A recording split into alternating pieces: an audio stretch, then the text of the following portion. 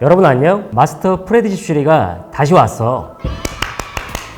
이제 추운 겨울이 지나고 따뜻한 봄이 왔어. 봄이 오면 새롭게 무엇인가를 결심하는 사람이 많겠지? 인테리어도 그래. 봄을 맞아 리모델링 하려는 사람이 많아. 그래서 준비한 오늘의 주제는 바로 우선 위에 질문들이 말하는 하나의 주제가 있어. 그건 바로 단열이야. 단열은 꼭 필요하고 빠질 수 없거든? 그럼 단열은 왜 필요한 걸까? 곰팡이와 결로 현상을 없애기 위해서는 단열 공사가 필요해. 먼저 실내에 곰팡이가 생기는 이유부터 말을 해줄게. 곰팡이는 습도가 높은데 공기가 순환이 잘 되지 않고 갇혀 있을 때 생겨. 그러면 실내 습도가 왜 높아지냐? 그 이유는 바로 결로 현상 때문이야. 결로 현상은 겨울철에 내부와 외부의 온도 차이가 생기면서 습기가 표면에 맺히는 현상이야. 이러한 결로 현상으로 인해 습기 찬 곳에 곰팡이가 생기게 되는데, 이 때문에 내부와 외부의 온도 차이를 최대한 줄이고 열이 빠져나가는 것을 막기 위해 단열 공사라는 것을 진행을 해. 하지만 단열재 시공을 통해 수증기는 아예 제거할 수 없어. 그때 필요한 게 표면 마감재인데, 단열재는 열이 빠져나가는 걸 막아주고 표면 마감재는 수증기가 빠져나가는 걸 막아주기 때문에 중요하다고 할 수 있어. 꼭 기억해둬. 자, 테이블 위에 스티로폼들 보이지? 이 스티로폼들은 단열 공사 때 사용하는 단열재들이야. 지금부터 집중하면 단열 공사 시 자신이 가지고 있는 상황과 비용에 따른 단열재 선택이 가능할 거야. 자, 그러니 집중! 첫 번째로 이야기해줄 단열재는 비드법 단열재야. 비드법 단열재, 말이 어렵지? 그냥 간단하게 스티로폼이라고 생각하면 돼. 크게 1종, 2종으로 나뉘어져 있어. 이게 1종이고 이게 2종이야. 비드법 단열재 같은 경우 단열 성능이 뛰어나고 가공성이 용이해. 그리고 무엇보다 가격이 합리적이라는 장점이 있어. 하지만 흡수율이 높고 수분 침투 시 단열 성능이 저하된다는 점과 화재에 취약하다는 단점이 있어. 즉, 바닥 확장 단열 시에는 이 단열재를 넣고 미장하면 문제가 생기겠지? 지금 소개해주는 단열재는 압출법 단열재인데, 제조사마다 넣는 색소의 차이 때문에 흔히 아이소핑크라고 불러. 지금부터는 편하게 아이소핑크라고 할게. 아이소핑크 같은 경우도 단열 성능이 우수하고 가공성이 용이하다는 장점이 있어. 무엇보다 수분에 강한 소재야. 그러나 내부 충진가스가 소모되면서 단열 성능이 저하될 수 있어. 그리고 비드법 단열재와 마찬가지로 화재에 취약하다는 단점을 가지고 있어. 그럼에도 불구하고 가성비가 좋기 때문에 많이 사용되는 소재야. 앞의 단열재와 조금 다르게 생겼지? 이 단열재는 이보드라고도 하는데, 아이소핑크와 다르게 이 PP보드가 붙어 있기 때문에 추가 공정이 없이 도배나 도장 마감이 가능해. 이 단열재는 열 반사 단열재, 즉 온돌이라고도 하는데, 기존의 단열재가 가지고 있는 두꺼운 부피와 단점을 보완한 기능성 보온 단열재야. 앞서 단열재들과는 달리 복사 에너지를 반사시켜 열의 이동을 방해하는 방식으로 단열하는 제품이야. 두께가 얇아 굴곡이 져있는 모서리나 틈새 부분도 빈틈없이 시공이 가능해. 주로 외 단열재로 상용화된 자재라고 보면 돼. 자, 집중! 지금까지 각각의 단열재의 장점과 단점을 알려줬는데, 각 상황에 맞게 전문가의 의견을 종합하여 선택하면 좋을 것 같아. 그럼 이런 질문을 하겠지. 무조건 비싼 단열재로 선택하면 되지 않나요?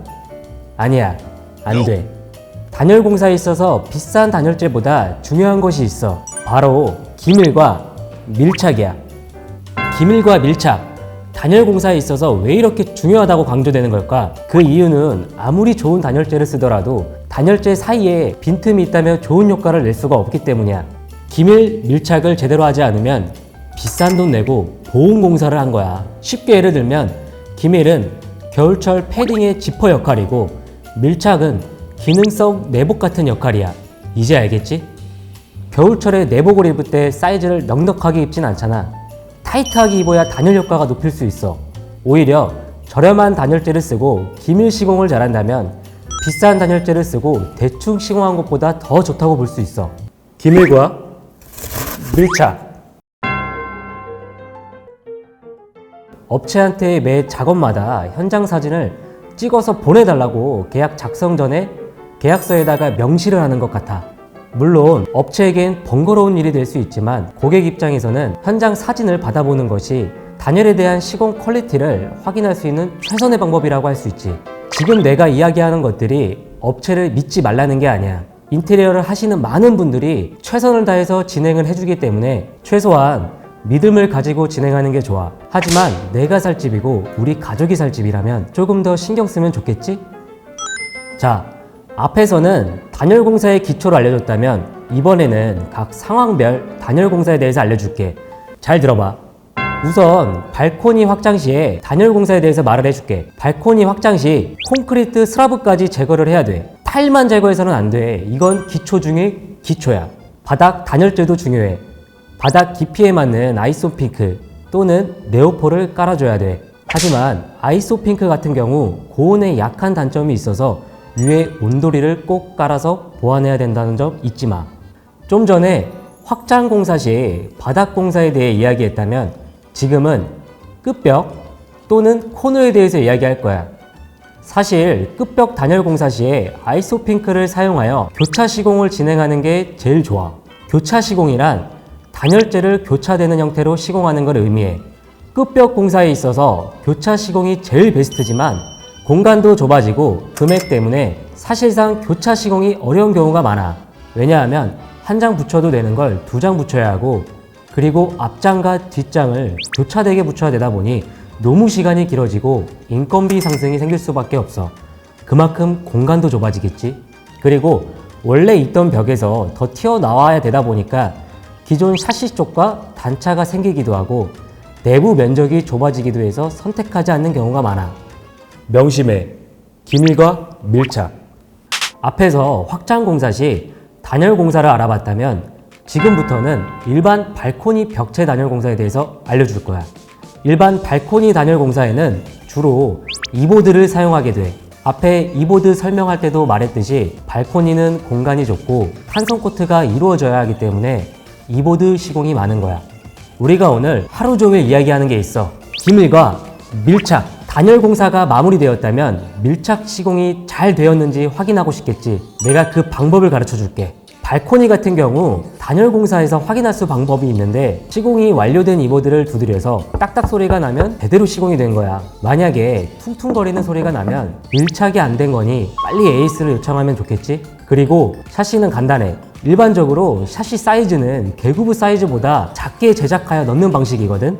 근데 일부 업체들 중에서는 그 틈 사이를 대충 폼 한 번 쏘고 마무리하는 경우가 있어. 그러면 단열이 아예 하나도 안 됐다고 생각하면 돼. 안 하니만도 못하는 거지. 그러니까 꼭 현장에 방문해서 확인해 보거나 샤시 단열 후 현장 사진을 요청하는 게 좋을 거야. 에요. 오늘은 단열 공사에 대해서 소개해 봤어. 지금 소개해 준 것 말고도 상황과 전문가에 따라 단열 공사를 하는 방법이 달라. 때문에 영상 내에 소개하는 단열 공사만이 100% 정답이 아니고 평균적인 방법을 얘기하는 거야. 즉, 가성비에 적합한 공사 방향을 이야기하는 거겠지? 그래도 핵심적이라고 말할 수 있는 건 기밀과 밀착 시공이야. 그러니 단열 공사 시 꼭 오늘의 영상을 기억하며 진행하길 바랄게.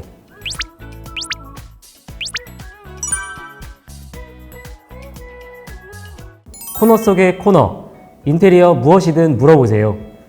여러분들이 궁금해하는 질문들을 모아서 답변해 드립니다. 그럼 질문 주세요. 단열 공사 시 벽바닥, 천장은 다 해야 되는 건가요? 단열에는 정답이 없다. 전문가가 현장을 확인하고 결로 현상의 흔적이 보이면 단열 공사를 진행하게 돼. 흔적이 없으면 굳이 진행하지 않아도 되고 상황에 따라 봐야 한다는 게 맞는 말이겠지? 끝집인데 단열 공사를 해야 할까요? 현장 상황을 알아야 되겠지만 궁금하다면 벽을 한번 뜯어봐. 뜯어보면 알 수 있어. 그래도 모르겠다면 나한테 촬영해서 보내. 단열 공사를 진행하면 좋은 시기가 있을까요? 단열 공사는 4계절 모두 진행할 수는 있지만 장마철 또는 추운 겨울철은 비추천. 개인적으로는 새로운 시작을 하는 느낌으로 봄맞이 인테리어 추천. 단열을 하는 건 알겠는데 어디다 맡겨야 되는 거야? 전체 리모델링 시에는 인테리어 업체에다 맡기면 되는 거고, 살면서 공사를 하게 된다면 개인적으로는 폼 단열 전문 업체를 추천할게. 단열 공사 금액은 집 평수나 현장 상황에 따라서 다르겠지만 확장 공사 시 보편적으로 단열 포함해서 200만 원 내외.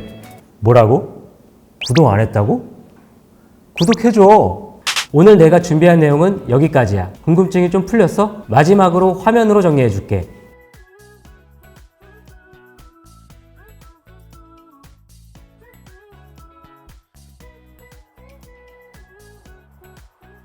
오늘 봄맞이 리모델링 데뷔편 실내 곰팡이 단열로 끝! 봄맞이 인테리어를 진행하려는 사람들에게 많은 도움이 되었으면 좋겠다. 마지막으로 한 번만 더 강조하고 끝낼게.